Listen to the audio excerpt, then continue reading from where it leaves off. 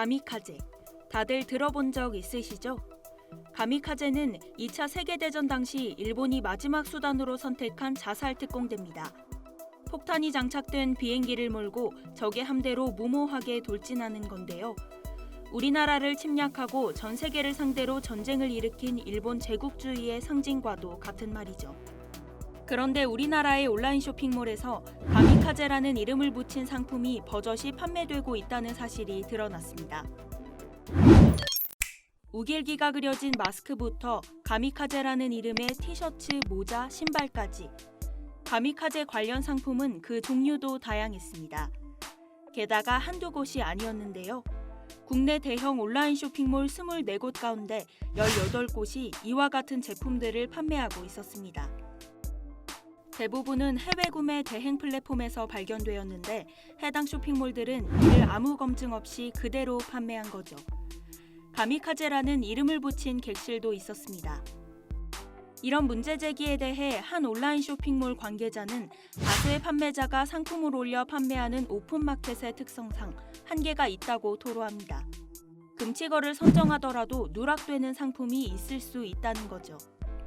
하지만 국내 쇼핑몰이라면 좀 더 신중했어야 하는 게 아니냐는 비판도 나오는데요. 이번 조사를 진행한 서경석 교수는 가미카제는 대부분 우길기 디자인과 연관된 것이 많아 금지시켜야 한다고 강조하기도 했습니다. 서 교수는 이미 세계 곳곳에 가미카제에 대한 상품이 많다고 이야기합니다. 몇 년 전 가미카제 캣이라는 이름의 이모티콘이 텔레그램에서 발견되기도 했었죠. 우길기 역시 여전히 세계 유명 쇼핑몰에서 판매되고 있습니다.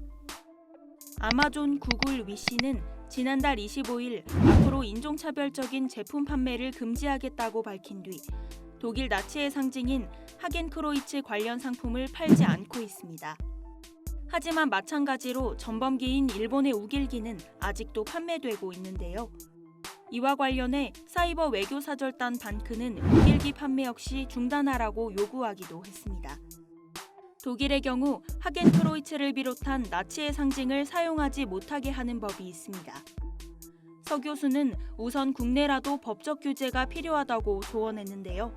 기본적으로 우길기 상품과 가미카제 상품이 국내 쇼핑몰에서 판매되고 있는 것에 관련돼서 국내법적으로도 좀 금지가 될 수 있도록 하는 것이 중요하지 않나라는 생각이 듭니다. 논란이 생기자 국내 쇼핑몰들은 관련 상품을 모조리 사이트에서 내렸습니다. 하루가 채 걸리지 않았는데요.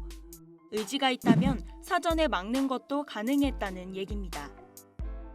필터링이 잘 안 돼서 판매가 됐던 부분을 우리가 계속해서 수정해 나가고요. 가미카제의 제대로 된 역사를 알려주는 그런 캠페인을 펼쳐나가는 것이 앞으로 중요하다고 생각합니다. 해외에는 역사적 의미를 더욱 알리고 국내에서는 더 이상 논란의 여지가 없도록 경각심을 가져야 하지 않을까요?